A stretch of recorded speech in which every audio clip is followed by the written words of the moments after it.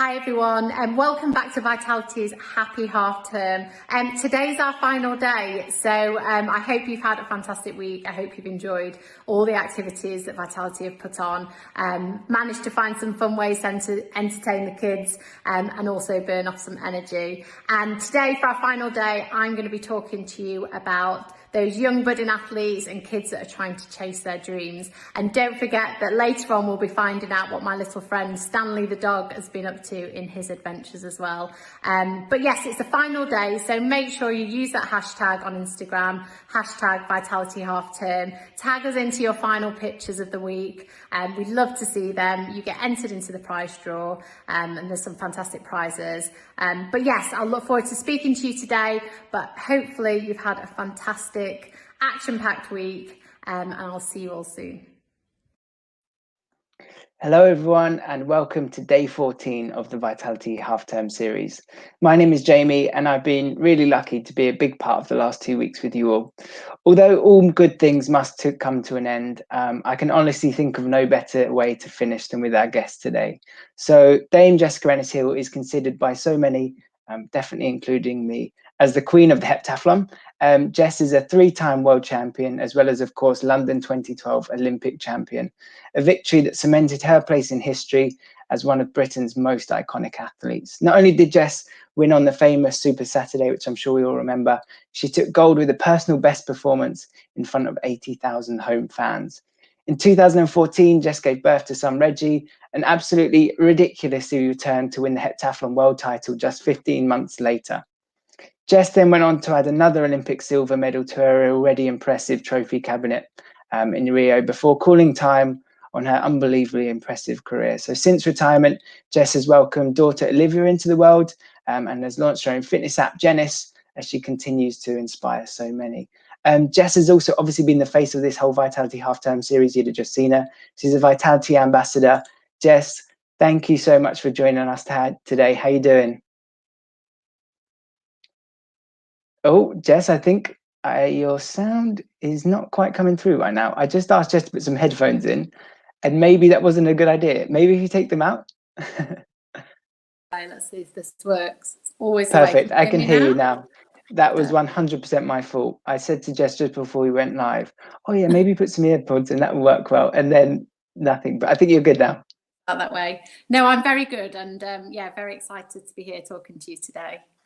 Perfect. Well, thank you again for joining us. I know it's not maybe the way we mostly would be spending our Sunday, but it seems like no better way to end this 2 weeks. And for today's session, we're going to be talking about your career as an athlete, your experiences as a mum, and then obviously looking ahead to the future as well. And we've had so many questions, so make sure you get your comments and questions in, and I'll keep an eye out for those throughout. But Jess, if it's okay with you, I'm just going to get straight in there because we have no time to waste. And I'm going to take it back to the beginning of your career, if that's okay with you. So obviously you're probably most well known for being one of the highlights from London 2012.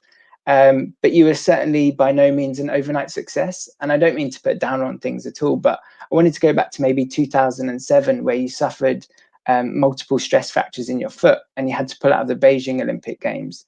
And in my opinion, that's probably the truest definition of a setback. So what I wanted to know from you is, how important do you think that experience was? And do you think that helped you in leading to the success that you had since that event? Yeah, I think at the time it was devastating, and obviously I'd not really suffered an injury of that magnitude before, so I'd kind of always been happily training and competing and not having many setbacks or injuries or anything. And then at that point, it was the first time that I'd suffered a proper serious injury. And I think I remember thinking, gosh, why has this happened to me? This is the worst timing. You know, I was devastated that I was about to go to my first Olympics in Beijing and then was having to miss the Olympics and a whole year of athletics, a whole year of training, and just all my dreams really kind of coming crashing down. So I remember feeling absolutely devastated. But looking back now, I kind of think it definitely happened for a reason. It gave me a perspective that I didn't have before about athletics, and it gave me an appreciation for the importance of resting and recovering after sessions, not pushing yourself too hard, and also just knowing that things can change in an instant. So I've been really, really grateful for what I had at the time, and making the most of, you know, coming back as strong as I possibly could. It's funny when you talk about that, Jess. I think it's just because literally everyone loves you. But like when you say, you know, how that, you know, you hadn't experienced it before and it was your first Olympics, and I can just imagine how exciting that would be. And that putting you out for kind of a year, that's pretty brutal for any athlete. But do you think that that resilience that you learned then, thinking a little bit about the current situation, and for any kids watching right now and feeling like life is put on pause, do you think what you learned and the resilience that you gained has kind of helped you cope with what we're going through at the moment? Yeah, definitely. I learned so much through that time. And I think, you know, as kids, as mums and dads, and, you know, whoever we are and whatever we do, you know, failure or setbacks and things that change are always really uncomfortable, and we find them really hard to deal with. But it's about understanding that actually having small failures and setbacks in life, we learn so much from them, and they teach Yeah. us things we perhaps wouldn't have been taught in any other instance. So I learned so much about the kind of person that I am, the drive that I had, how motivated I was to come back, you know, stronger than ever, to prove to myself that I could do it, but also to prove to everyone else that, you know, this wasn't the end of my career. Yeah. And I've definitely taken those learnings through to, you know, other areas of my life, in retirement, in this instance that we're in now, you know, faced with a global pandemic, and, you know, life's changed so much for everyone. It's again about having that perspective. And I definitely gained that through that injury that I had in 2008. It's something that I've heard a lot of people say at the moment, is that, you know, people have said, you know, be positive, try and be positive. But I don't think that's what they necessarily mean. I don't think it is. There's not necessarily a positive to it. But the point is, you can take positives from things and you can Mm. look at them in a different situation. And that sounds like maybe what you became really, really good at. Yeah, and I think that's the main thing. I think a very long time ago, when I went to university and studied psychology and learned about kind of understanding your environment and putting things into perspective. And I think that's the biggest thing when you have a setback or things change dramatically in your life. You kind of find yourself in this really kind of small focus where you have to step back and open it up a little bit, look at it from a slightly different angle, and try and find some positives and work on the negatives, and it becomes a very different challenge and a more positive challenge. I'm really interested in your kind of psychology background as well. So talking of positivity, maybe moving on to a slightly more positive note. We've obviously had so many questions about London 2012, and the first word that pops into my head when I think about that and think about you is pressure, because you were literally the face of the games. Like I remember at Heathrow Airport, there was like a 50-foot banner with your face on it all over London. You were the hope of the games, the iconic figure. And I remember watching on the start line, you at the opening morning in front of 80,000 fans.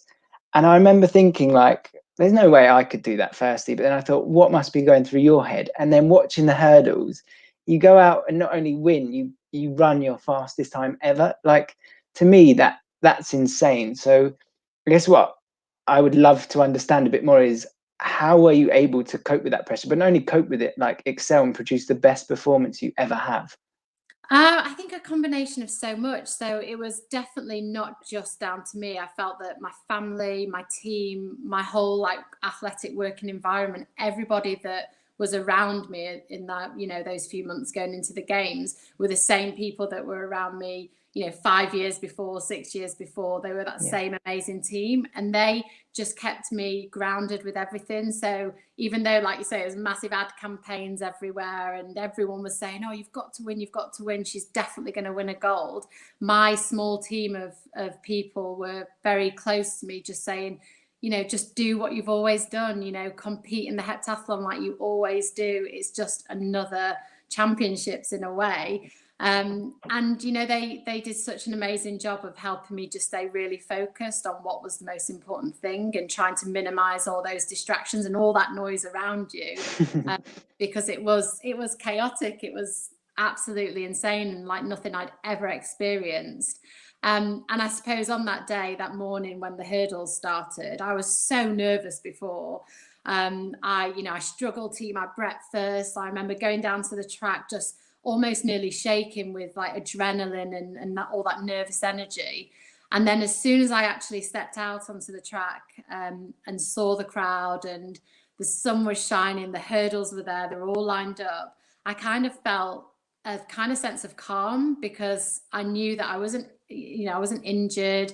I was healthy. I'd done all the training. I trained so hard, and I was ready. I was ready to feel that crowd, and to hopefully just run one of my fastest times. And thankfully I did. And that was probably one of the most memorable moments of those 2 days. You couldn't have nailed it any better. I think I've heard you talk before, and you've said there was a lot of luck involved in terms of you were at the peak of your career, maybe you were injury free, you trained so hard. But in my opinion, maybe those things were lucky, but there's no way that you have worked, like you said, Beijing, that wasn't luck, but it led you to where you got to. And I remember watching you in the long jump later in the competition. I think you might have jumped something like 6.5 meters, something like that. And you celebrated quite a lot. And I've never really seen you celebrate at that point. And I kind of thought in my head, I don't know if this is actually a personal question, but in my head, I was like, oh, she knows she's won. Is that actually what was going through your head as well? Yeah, that was such a huge moment for me, because in the lead up to the Olympics, we have a training camp, and we were out in Portugal, and training was going great, apart from the long jump. The long jump was the one Yeah. event I could not get right. I couldn't get on the board. And when I got on the board, I couldn't take off properly. Everything was just not happening for me in that event. So I knew I was in great shape, but I knew this one event could potentially just bring everything crashing down to the ground. So I was really, really anxious, and the team and my coach in particular was really anxious about the long jump. And then when I went out, and obviously I think it was my second jump, I jumped 6:48, and it was just pure like relief and excitement. And like you say, I'm quite reserved. I'm bubbling up inside and very excited, and proud of what I've done, but I kind of keep it quite calm. But in that moment, I was just, I knew at the back of my mind that this was the one that was going to hold me back, and I nailed it. So I was so excited. And I think there's pictures of me just like punching the air and clapping, and just knowing that was a really key moment for my overall score and winning that gold medal in the end. Yeah, I think that anyone that's watched you, if you're going into the 800 meters in like a strong position, we're all thinking this is going to be a cool ending to the event. And just touching on the point again, I feel terrible if I'm making this picking up on certain things that you wanted to improve on, because obviously there's not really that much in the heptathlon that you could improve on. You just were brilliant at all. But I guess maybe this question could be more broadly applied though to kind of just general life, because I know I might be wrong here, but I know that you weren't maybe necessarily the biggest fan of the throwing events. So when you were looking at your heptathlon performance, like, did you focus on, working on your strongest events and making them even better? Or actually, did you spend a lot of your time focusing on the weaker ones and just trying to bring them up a little bit? Yeah, so it's a massive balancing act, and it goes back to those, that feeling of feeling uncomfortable with doing things that we don't quite do so well. So the shot put and the javelin, I've never been a natural thrower, and I struggled with those two events throughout pretty much the whole of my career. And when it came to training for them, I didn't necessarily want to train all those events, because I wasn't that great. So then that had the knock-on effect of I didn't enjoy it as much, and I didn't see the success there. So I obviously wanted to spend a lot of time on the high jump, the hurdles, and the events that I was actually good at. But having a great coach is what you need in those situations, because my coach, Tony Minicello, he put a program together whereby we focused on my strengths, and we made sure that they were really strong, but we also spent a lot of time on my weaknesses. So typically in a week, I'd do 3 shot put sessions and 3 javelin sessions. I'd maybe just do 1 high jump session a week. But it was about bringing them up to where they needed to be. And over the years, I kind of began to love those events a little bit more than I used to. And I just had to work really hard. I just had to get really strong and be really technically great at those 2 events, so I didn't lose too many points. Yeah, I always think that it's important that you've got your strengths, and that's great, but actually the ability to figure something out new. And what I like about what you said there is that you actually ended up kind of enjoying them as well, which is nice. And I think this is a very quick question from me, because loads of people have been asking it in the comments. How did you celebrate? Was it like food? Was it partying? Did you do Usain Bolt and go on on a bender with everyone else, or was it a combination of everything and a lot of sleep as well?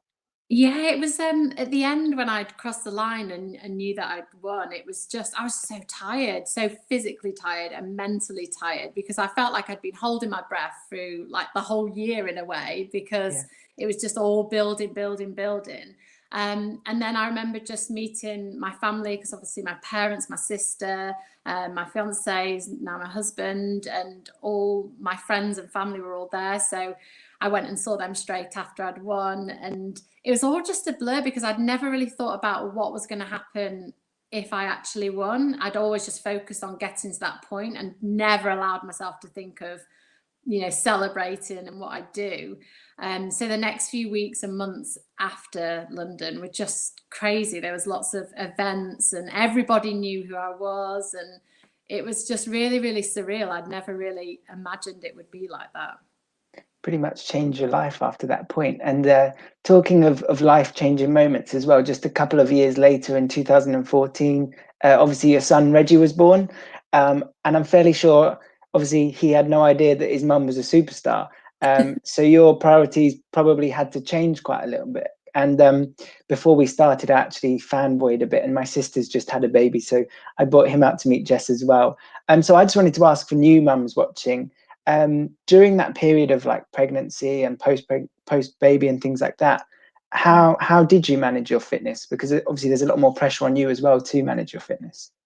Yeah, I mean, for any new mum, you have no idea. You just, you think you're prepared, you think you're mentally and physically prepared for, how much your life's going to change and how you're going to feel. But you really don't know until, you have your baby. And before I had Reggie, I was very much like, I'm going to go down to the track and carry on training, and he'll sit in his buggy, watching me train and do, and everything will just be normal, when actually, babies are not predictable. They don't nap at the right times all the time. They get poorly and they need you all the time. And I felt completely different. I didn't want to be away from Reggie all the time. I was very much like, my focus changed. I was very much focused on myself and athletics before he arrived, and then it was very much everything is about him, making sure he has everything he needs and that I'm the best mum I can be for him. So I remember before he came, I had to sit down with my coach and say, I want to come back to training. I want to continue and finish my career, because I want Reggie to be a part of it. But at the same time, it has to be those short, sharp quality sessions where I'm not at the track all day, that I'm giving, my son all the time and attention he needs, and he can be part of this amazing opportunity and an end into my career. So yeah, it's definitely a juggling act, and I had some great people around me giving me lots of advice as to, how to step back into training, what to do, the right exercises.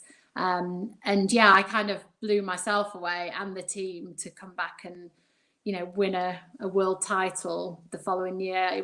I'd say it's probably one of my greatest achievements, without a doubt, because it meant so much, and it was so hard. It was such a struggle to get to that point again. This is what amazes me most. And also I love how you've put all of these things into your Genis app, so people should definitely check that out. But you weren't just fit again, Jess, like you were the fittest female athlete on the planet. So you mentioned there, which I think is really cool, that that's probably one of your proudest achievements. And I also like, I don't know if it's the way the world goes around, but the fact that that was in Beijing as well, it just seems to tie in with everything. But in Yeah. terms of, you mentioned motivation there, what was your motivation to come back? Was it Reggie? Was it for all mums out there? Like, or was it just for yourself? It was absolutely for Reggie. He was my first and foremost. I just decided and committed to doing 2 more years of athletics, and I wanted him to be part of that journey. I wanted him to be proud of, of what his mum achieved, while he was here, as, a part of this whole experience. And yeah, it was the most amazing moment, the hardest moment of my life, having to leave him to go to Beijing to do the World Championships. It literally broke my heart. It was awful. But then coming back and, having that gold medal, and for him to see that, and for me to be able to tell him all these experiences and stories that he was a part of, is I feel it's kind of like a once in a lifetime opportunity, and a really unique opportunity I was able to have. So yeah, I kind of hope I've inspired other mums to realize that, or other athletes to realize that you don't have to say, right, that's the end of my career and I'll go and have a family. You know, you can have a break in the middle, start your family and go back and, you know, be an even stronger, more determined athlete than you were before. I think, yeah, probably maybe being a mum teaches you so many other things as well, doesn't it? And Yeah. just moving on to the kind of like 2016. So you headed to Rio to defend your Olympic title. And I think going into the 800 meters, you needed to finish kind of like, it was like 9 seconds, I think, ahead of Nafi Tiam to kind of win the whole thing, which Yeah. is, for anyone that's run 800 meters, that is a big gap. Like, you've got 2 laps to make 9 seconds. And it's not like you're competing against people that are average. Everyone is world class. And I think, Yeah. Jess, you might have finished like 7.5 seconds in front of her, which gave you the silver medal. And I remember watching that because I've you know, athletics has been a big part of my life. And I just thought, like, that's one of the best things that I've ever seen, for you to finish 7.5 seconds ahead of someone else. Who cares where it got you? And I remember the whole country was like, oh, she's just the best. But then I remember you had to do an interview after that. And it became pretty clear that that was probably going to be the last time that we'd see you compete. And I think watching it, it was like just everyone was proud of everything that you've done. But in your opinion, like, how hard was that decision for you to make to retire? Or actually, with Reggie and the fact that you'd achieved so much already, did it just feel like the right time? Yeah, I think for me, in all honesty, in those last few weeks and last few days going into the Rio Olympics with my team, we went out to Barcelona and we had like a small holding camp, training camp just with my team. And I was able to bring Reggie and my husband. And it was just such a lovely training environment. And I remember feeling then that, you know, I remember doing like my last javelin session, my last 800-meter session, knowing that these were my last sessions. So myself and the team, you know, closest to me and my family, you know, we all knew that that was probably going to be the end of my athletic career. And, you know, I wanted to end it on my own terms. I was so fortunate to, you know, to retire not through injury or anything that was stopping me. I was able to say, do you know what? I've done all I wanted to do in athletics. I've had my son as in the final part of my journey. I was able to end at an Olympics with a medal. And yeah, that interview that I did with Phil Jones on the BBC after, I was just so overwhelmed with emotion. And there was no element of upset that it wasn't the gold medal. It was just that feeling of, wow, I've got another medal, I've done it, but I won't be stepping on the track again. This is the end of my career. So it was, yeah, really, really emotional time. It's taken me 5 years to get over it myself, because at the time, I don't think as viewers we were sure whether you were upset, but we all wanted you to hopefully feel like, please don't be upset, like, you've nailed it. And it's just nice. And I'm glad that you weren't. You were just enjoying the moment more than anything. And Jess, honestly, I I was going to mean, say, so amazed by how Nafi Tiam competed, and she absolutely, you know, deserved that gold medal. And of course, I wanted it. You know, I went there, you know, hoping to win that medal and to do everything that I could, but to come away with the silver and just to have known the journey it took to get there. I was just so elated and so, yeah, emotional and just exhausted more than anything. It was the kind of the physical and the mental drain of preparing for an Olympics. At the end of it, you're just so overwhelmed. I think, yeah, at the end of day two. But what I also like is the fact that she's gone on to continue to do so well. Like, you almost were just passing over to her, and the sport has been elevated so much by the likes of you and her and Katarina Johnson Thompson and all those people. So I think, if it's one thing that maybe that we should appreciate as well for what you did, is you've taken the sport from one place and now it's one of the most loved and well recognized sports. And I think you should take a lot of credit for that. And honestly, Jess, you're I don't just mean to say this. They say you shouldn't be a fan when you interview people, but you are one of the nicest people that I've ever spoken to. But what I really like is, I think that you've used your platform for a lot of good. Like, you've got the Genis app. I know you've written a series of books recently for children. You're a role model. You're a campaigner for charities. So what are your aspirations for the future now? I think I just want to be involved in things that I feel really passionate about and love. And sport has given me so much throughout my whole life, my career, and beyond. And I think for me, with the app, with the Genis app, it's about trying to encourage as many people to be active and to find a love for sport in their own way, and not feeling that you have to be an amazing elite athlete or you have to be at the top of your game. Just finding that love for sport and exercising and just being able to kind of share that through my own experiences is something that I really enjoy doing. I am so passionate about kids being active and, having a future in sport, and just, whether it's on the pitch or it's, coaching, or it's on the sidelines, it's accreditation, whatever it might be. But I think the world of sport and exercise gives you so many opportunities and so much. So if I can help to inspire, a next generation of kids to get involved in sport and be active, my own kids, mums to find, that motivation to get active again, then yeah, hopefully I can do that.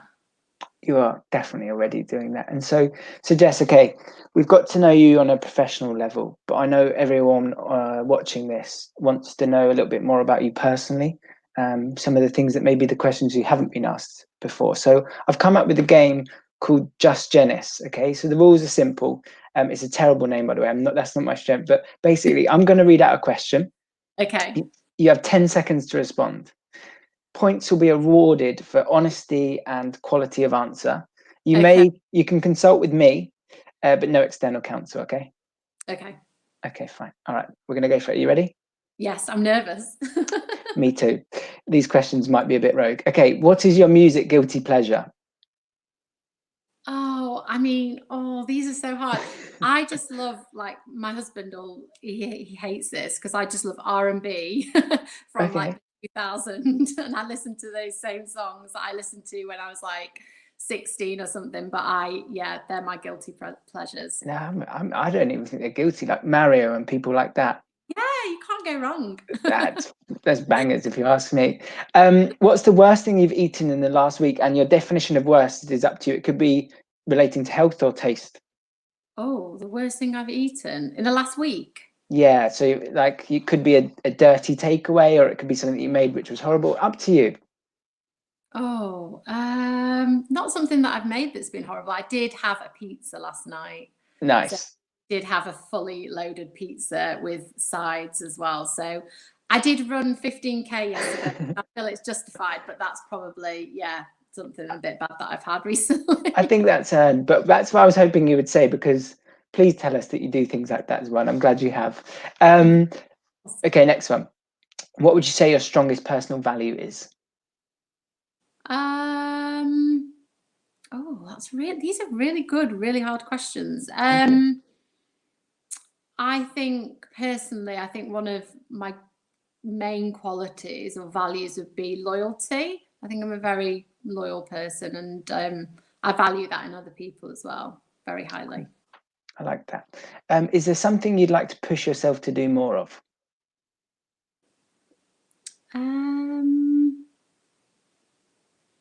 These are really hard. And I'm really thinking about them.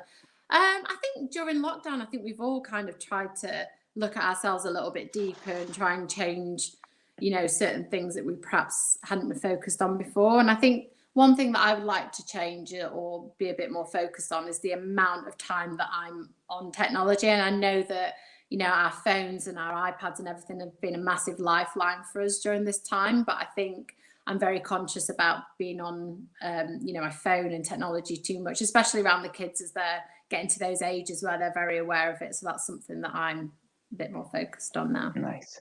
I appreciate the fact that you enjoyed these questions of the first half, but just looking at the rest, they get a bit ridiculous now. So not too much pressure anymore. Would you send your food back in a restaurant? Oh, no, I don't think I would. No. Me neither. Probably wouldn't send it back. Yeah, it would have to be. I mean, even I think if it was inedible, I still wouldn't. Would you call yourself fashionable? Not especially. I don't know. You wore orange leggings to our workout on Tuesday. You're fashionable. They were very orange and very bright. My son was like, "What are you wearing, Mummy?" It's fashion. He just doesn't get it yet. Next one. Do you like or dislike being sung happy birthday to? Oh, no, I like it. I definitely like it. Yeah, I love birthdays, and I make my birthday last like a whole week. So Love it. or singing happy birthday. Yeah, love Good. it. I like that you don't feel bad about that either. Some people are like, no, I don't want the No. limelight. Bring it No, on. Nice. Okay. Host a party or go to a party? Oh, go to a party. Yeah, takes the pressure off and you can enjoy yourself. Yeah, agreed. If you weren't a professional athlete, what job do you think you would have had? I've been asked this a few times, and it's really hard to know what I would have done because I obviously started athletics when I was like 9, and it was always everything that I wanted to do. But I did my degree in psychology, and I feel that it's something, and it's an area that I kind of want to revisit a little bit now. And I always said if I hadn't have been an athlete, then I probably would have gone to more lectures at uni, and I would have studied a little bit harder and perhaps gone into psychology in some way because that's what I enjoy. Perfect. I think it's a nice area. Just talking to you and having seen you before, I feel like in one way or another, whether you're competing or not, you'd have been involved in sport, and that psychology element definitely comes through. And then the Yeah. final question, Jess, of this game, which has been a total flop, I think, is eggs and avocado or a dirty fry up?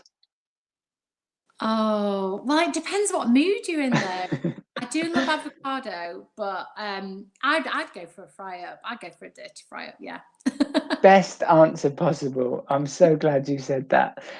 Jess, before I let you go, because I know we've taken up so much of your time already, and everyone watching, thank you again for tuning in. I just want to give the final message to kind of any young aspiring athletes watching. I know that so many people have followed your career, and for younger kids now who are just picking up on your career, what advice would you like to give to them?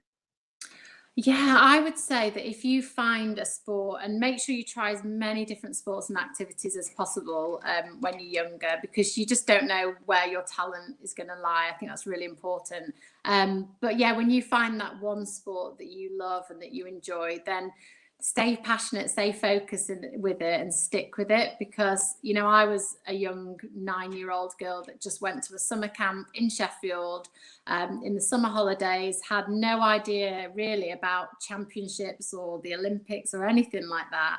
And look where it's taken me. I've had amazing opportunity to meet some fantastic people, travel the world, and achieve my dreams really. So that could be any one of you. So yeah, focus on what you want to do, be passionate, be driven, and don't be set back by failure or disappointment, because that's part of growing, developing, and moving forward. So yeah, I think that's what I would say to anyone who wanted to take up a career in sport.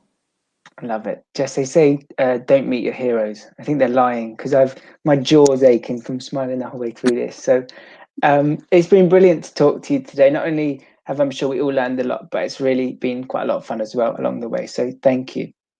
Oh, thank you so much, and amazing questions. You really made me think hard for some of those quick fire ones. They were good. Nice. I'm glad you approved, because I know you've been asked so many questions before, but honestly, the way that you're open and honest, and you've spoken as well about kind of looking after our mental as well as physical well-being, I think is an important message. So for everyone watching, we hope you've enjoyed this conversation as well.